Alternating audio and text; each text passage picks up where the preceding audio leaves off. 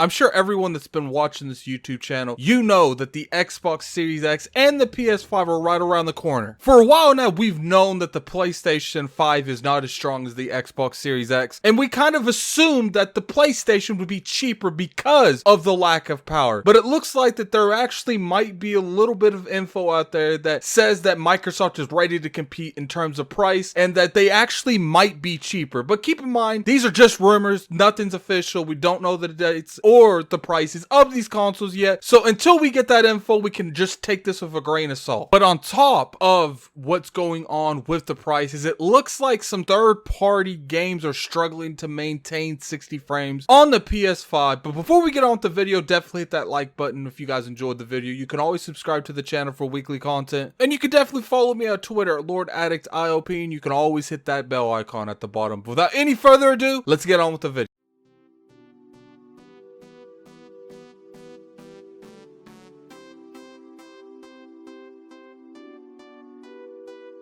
What's going on, you guys? Gaming Ad here, coming at you for another video. So for those of you that's been keeping up with the gaming industry, you know that the release dates and the prices for the Xbox Series X and the PlayStation 5 is right around the corner. One thing that everyone pretty much knew going into this, because the Xbox Series X is so much stronger, is how much of a difference would you be playing from multi-plat to multi-plat between the PS5 and the Xbox Series X? Well, we got a little bit of a more insight in terms of what we could be expecting in this next gen hardware when it comes to multi-plats. Now keep in mind, whatever I'm about to read in this whole video, like I said in the intro, is all speculation. There's nothing been confirmed. We don't have really any benchmarks besides what we saw Digital Foundry do to some of these content that I'm about to say from the trailers that they revealed the game with. Now, I've always said that I'll never really think that you should completely judge games off their reveal trailer, but if it's an in-game engine reveal trailer, there's a little bit more you can work with. But still, I think we should wait overall until Digital Foundry makes their analysis on the actual games.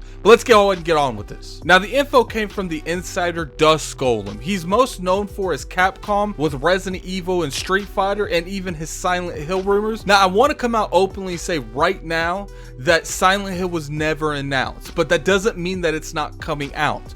It's supposed to be a PlayStation exclusive, and we have had some information come out that PlayStation might have held back some games in terms of what they were going to show at that reveal in June. So just because we didn't see it at that particular event does not mean that they won't announce it at a future event. For instance, whenever they announce the release date and the price for the PS5. So let's go ahead and read a little bit of quotes here. So PS5 is easier to develop for overall, and Sony has a very talented studios behind it and will get the most out of the PS5. That I have no doubts about either. But the topic is how Microsoft will compete, so that's what I'm focusing on. But when it comes to cross-platform games, they will end up performing a lot better on the Xbox Series X, and the Xbox Series X will have tech advantage over the PS5, and it will be a more marginal. So pretty much what he's saying there is like, look, the talent that makes the Sony games, you know, the games that people actually buy the platform for, they're going to take advantage of the PS5 that they have built, you know, the SSD, etc., etc.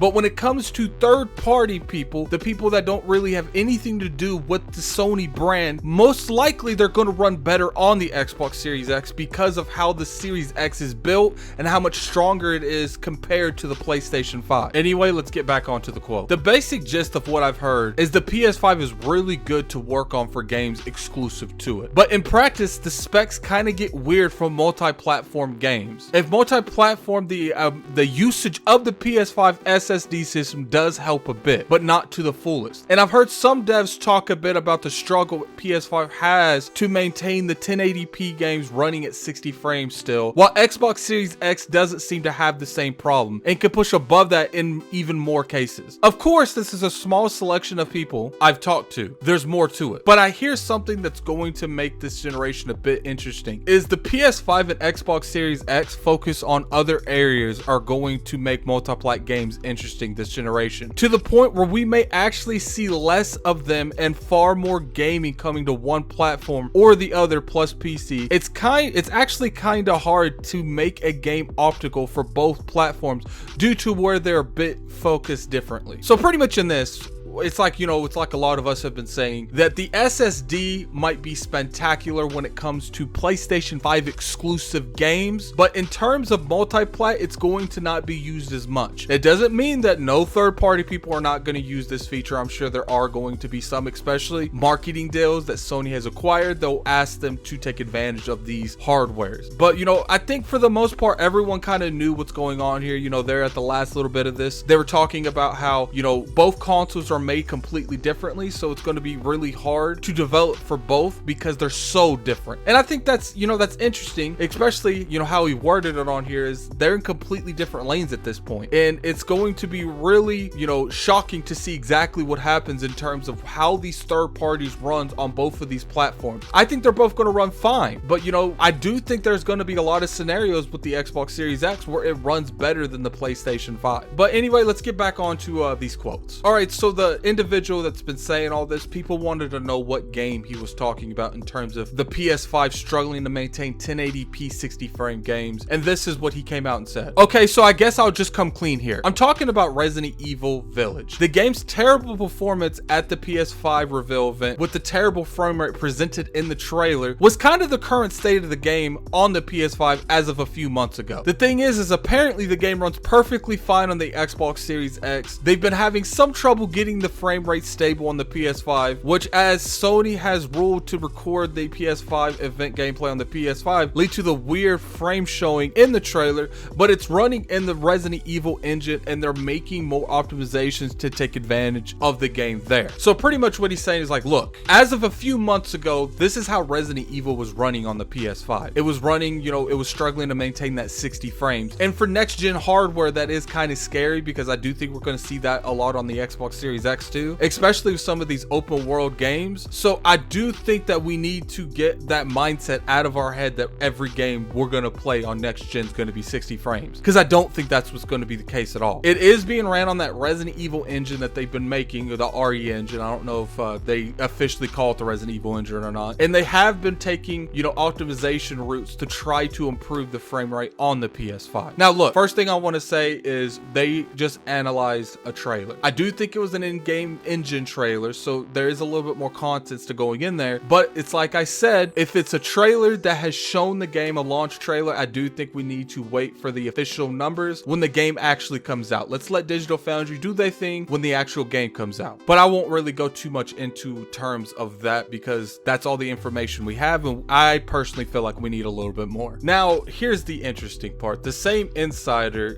he actually made comments on the cost like of the PS5 and the Xbox Series X. It looks like the Xbox Series X actually might be cheaper and more powerful than the PS5. So apparently he said the PS5 is likely to cost more than the Xbox Series X as Microsoft has greater ability than Sony to absorb production costs. Now, what does that mean? That pretty much means that, look, they're probably going to cost similar, maybe the PS5 a little bit more because of the SSD. I don't know how much it costs to make that particular equipment. But when it comes to the production costs in general, even if they're a little bit closer or, you know, PS5 is a little higher, Microsoft's in a better position to take the hit on the production costs. They can take that little bit of lower income because they're able to get more money out of, you know, stuff like Game Pass, etc., etc. I don't know if Gold's going, but that's revenue. They get revenue off every software they sell. So when it comes to games like that and, you know, services like that, with that money they're getting on the back end, they can take a hit when it comes to what the actual console comes out to. And then to be competitive, especially for how this generation went for Microsoft, this would be something really good if they're the strongest and the cheapest. Now, I don't know if this is going to happen. Like I said, this entire video, take it with a grain of salt. It's all speculation.